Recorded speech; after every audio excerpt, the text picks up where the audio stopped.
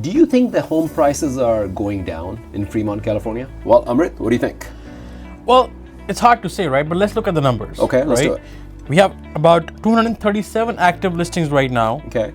85 pending and 107 sold in the month of September. What does that tell you? Well, those are interesting numbers because typically in Fremont we have about 100 and 120 active, and that number is definitely higher, but that doesn't mean the homes are not moving. Yeah.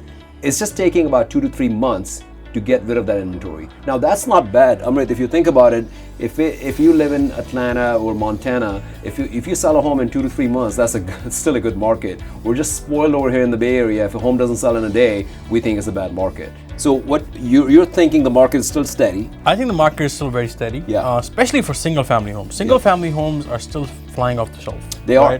Within 2 to 3 weeks, they're sold.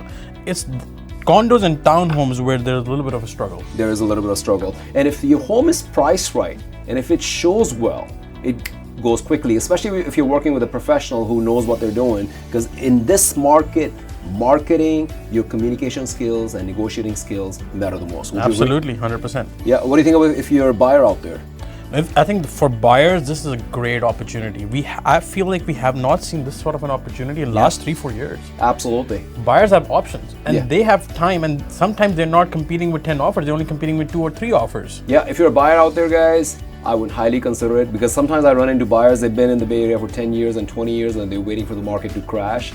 And the Silicon Valley market, I think is kind of like gold. It does this. Yes, there's a little dip here and there, but it's really hard to gauge. So can you imagine if you had overpaid $100,000 for a home 10 years ago? Let's say there was a home for $1 million, you paid 1.1. Oh yeah, that's a lot of money, but that home is worth $3 million right now. So guys, you don't wait to buy real estate, you buy and then you wait. Would you agree? 100%. And if you have any questions, if you think about buying or selling, reach out to us. Cheers. Thank you.